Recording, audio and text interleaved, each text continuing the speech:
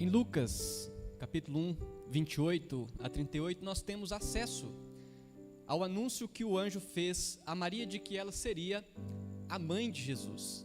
E esse anúncio nos revela o plano de Deus para a salvação do pecador e as reações de uma serva de Deus que foi usada como instrumento para a execução desse plano bendito. Vamos aos aspectos relacionados a esse anúncio que nós temos no texto de Lucas, capítulo 1, do versículo 28 ao versículo 38. O primeiro aspecto que nós vemos é que ali aconteceu uma saudação perturbadora. Versículo 28 ao 30 diz assim: E entrando o anjo aonde ela estava, disse: Alegra-te, muito favorecida, o Senhor é contigo. Ela, porém, ao ouvir esta palavra, perturbou-se muito e pôs-se a pensar no que significaria esta saudação. Mas o anjo lhe disse: Maria, não temas, porque achaste graça diante de Deus. O anjo vai até onde Maria estava, então, e lhe diz que ela era alvo de um favor extraordinário. Seria um favor imerecido. A saudação do anjo agitou o coração de Maria. Ela não estava entendendo o que estava acontecendo. Maria se perturbou, pois, sendo uma mulher de condição humilde, recebe um mensageiro lhe afirmando palavras tão fortes como essa. Ele afirmou que uma graça especial estava sobre ela. O medo deveria dar lugar à tranquilidade. O anjo reafirma que ela estava sendo alvo da graça de Deus. O outro aspecto que nós podemos ver nesse texto, neste anúncio, é que aqui nós temos o anúncio do plano de Deus, o anúncio do plano divino. Isso nós podemos ver do versículo 31 ao versículo 33, que diz: Eis que conceberás e darás à luz um filho, a quem chamarás pelo nome de Jesus. Jesus significa o Deus Salvador. Ela dará à luz um filho e lhe porás o nome de Jesus, porque ele salvará o seu povo dos pecados deles, conforme está registrado em Mateus capítulo 1, versículo 21. Esse nome está relacionado com a missão que este cumpriria. Na sequência do texto, então, nós temos outra parte desse anúncio que diz: Este será grande e será chamado Filho do Altíssimo. Deus, o Senhor, lhe dará o trono de Davi, seu pai.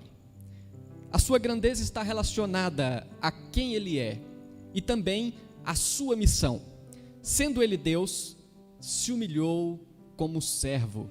Jesus seria chamado, reconhecido como o Filho do grande Deus. Aqui então, afirmando a sua natureza divina, Jesus seria descendente de Davi, conforme a profecia que está em 2 Samuel capítulo 7, do versículo 11 ao versículo 13, aqui reafirmando a sua natureza humana. Jesus é o eterno Deus homem. No texto, no versículo 33, diz: Ele reinará para sempre sobre a casa de Jacó, e o seu reinado não terá fim. O Filho do homem, sendo o Filho de Deus, assume um reino eterno. Não se trata de um governo terreno, de um reino passageiro. Todos quantos confiam no Deus de Jacó podem usufruir da segurança proveniente do reino eterno no qual Jesus veio para governar. Na sequência do texto, nós temos ainda um outro aspecto que está relacionado a este assunto, esse anúncio. Nós vemos Maria com dúvidas. O versículo 34 diz: Então disse Maria ao anjo: Como será isto? Pois não tenho relação com homem algum. Toda a informação estava sendo processada no coração de Maria. Em meio à apreensão, medo, alegria, ela ainda não havia entendido como tudo isso aconteceria de fato. O anjo estava dizendo que ela conceberia e daria à luz um filho, mas como isso se daria se ela ainda não vivia uma vida matrimonial.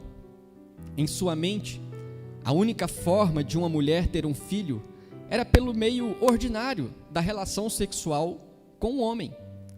Ela não estava errada em relação a isso. E aí então, o anjo explica para Maria um pouco mais desse plano maravilhoso. Do versículo 35 ao versículo 37 diz assim: respondeu-lhe o anjo: descerá sobre ti o Espírito Santo, e o poder do Altíssimo te envolverá com a sua sombra. Por isso também, o ente santo que há de nascer será chamado Filho de Deus. E Isabel, tua parenta, igualmente concebeu um filho na sua velhice, sendo este já o 6º mês para aquela que diziam ser estéril. Porque para Deus não haverá impossíveis em todas as suas promessas. Então disse Maria: aqui está a serva do Senhor, que se cumpra em mim conforme a tua palavra. E o anjo se ausentou dela. O anjo Gabriel deixa claro para Maria que o filho que seria gerado no seu ventre não seria concebido pelo meio natural da sua relação com um homem. Fica claro para Maria que a concepção aconteceria como resultado da ação de Deus. E aqui no texto fala que o Espírito Santo envolveria a sua vida. Ali uma manifestação do poder do Altíssimo. O poder de Deus estaria presente, e a obra do nascimento daquele ente de Jesus era resultado da obra do Senhor, a obra sobrenatural de Deus. O texto diz: descerá sobre ti, ele te envolverá com a tua sombra. E aqui nós temos uma referência ao poder criativo de Deus. Em Gênesis 1:2 diz que o Espírito de Deus pairava sobre as águas. Também uma referência à presença poderosa de Deus, a presença de Deus que muda qualquer situação e que realiza qualquer coisa. O resultado disto é que o Filho seria chamado o Filho de Deus. E nós vemos aqui que para Deus não há impossíveis. Isabel era um exemplo de que não há impossíveis para Deus. Ela era estéril e juntamente com seu marido Zacarias eram avançados em dias. A concepção de Isabel também foi um milagre.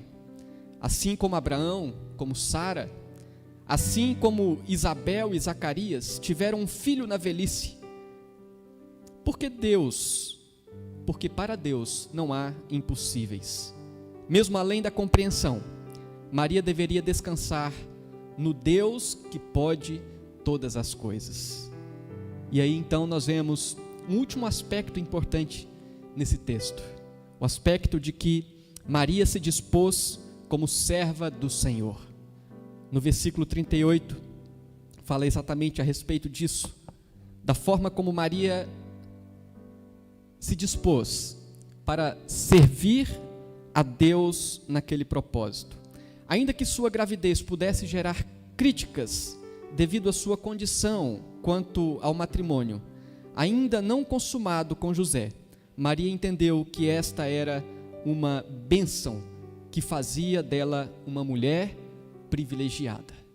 E aí então eu quero apresentar rapidamente algumas reflexões para nós, diante do que temos ouvido através destas canções e através da mensagem desse texto. Nós devemos pensar nos seguintes ensinamentos.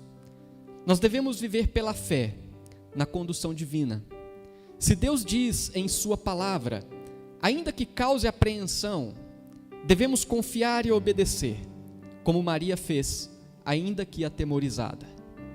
Segundo, Deus, pela sua graça, se manifesta a nós, realiza sua vontade em nós e cumpre seus planos através de nós, como fez com Maria.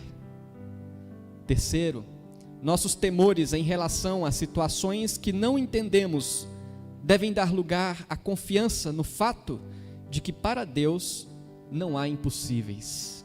E quarto, devemos nos alegrar em Cristo, nosso Salvador. Ele é o Filho de Deus, que se tornou Filho do homem.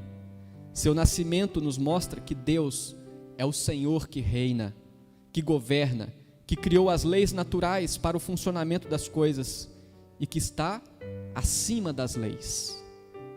Quinto e último, devemos entender que servir a Deus com o nosso corpo, com nossos dons, com nossas capacidades, em meio às adversidades, é e sempre será um privilégio para nós, pecadores. E Cristo é o nosso presente. Cristo Jesus, o Filho de Deus, o Deus encarnado, o Deus homem, veio para nos salvar, veio para nos dar vida, veio para nos usar. Que Cristo salve a sua vida, que Deus use a sua vida para a sua glória. Deus abençoe.